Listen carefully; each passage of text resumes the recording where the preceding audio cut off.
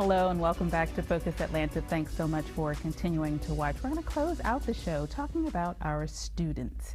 Now it seems that, some students are battling some loneliness in school, and we may not know where to turn or who to go to for that type of issue. Well, I'm here with Michelle Studi Campbell, and we're going to talk a little bit about how certain programs could help. We struggle with how to react to certain things with our teens. It's difficult in some ways to find the right words or find the right ways to help them to cope. Do you have any tips? Yeah, certainly. So I'm here today with Kiwanis Youth Programs, and we have a program called Key Club. And actually in the great state of Georgia, we have about 7,000 members in the program and about 140 different clubs throughout the great state of Georgia. And in fact, we're going to be in Atlanta this coming July 2024, with our international convention.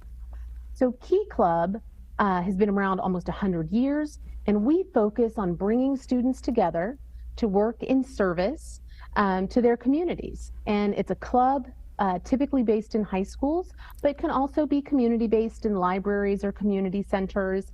And really, it is student-led. That is what makes us unique. Our students determine the agenda, they determine the strategic vision, and we provide the framework and support to help make them successful. That is such an excellent program for children anyway, for them to grow those skills, to grow those leadership skills, to hone those skills that they're going to need later on in life.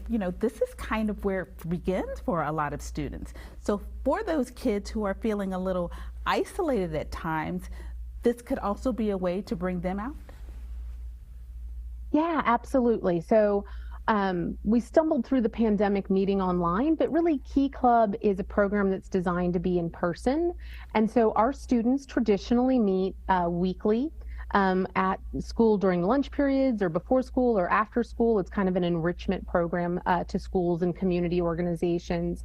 And they determine, again, it's student-led. So they determine what their passions are, right? If they're passionate about environmentalism, working with literacy, and also with like homelessness. So whatever is the passion of the students, we then help them determine in their community, is there a need? How do we help bring solutions and projects to help alleviate that service need? And so everything from beginning research to project implementation and evaluation, our students lead that. They learn these skills and they have a great time coming together. They build lifelong connections and networks and friendships that serve them not only through their high school years, but beyond. Absolutely.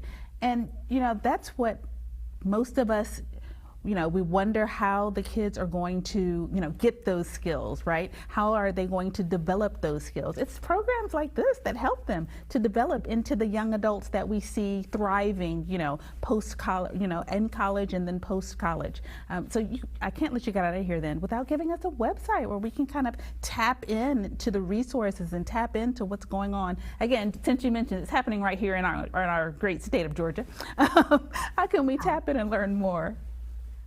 Yeah, absolutely. So although we have almost 7,000 students participating in your great state, we're only in about 15% of schools.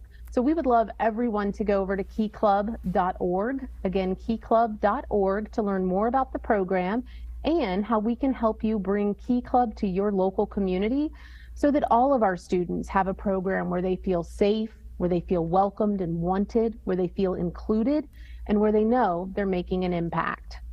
Michelle, thank you so much for coming on the show. It was a pleasure to meet you. Thank you. Thank you so much. Absolutely. All right, guys, you have all of the information and a website there. Please take the opportunity to learn a little more. It's so vitally important that our kids develop these skills as early as possible because they'll use them for the rest of their lives. Take the opportunity to learn more. And thank you for tuning in to this week's episode of Focus Atlanta. I hope to see you next Sunday here on WUPA.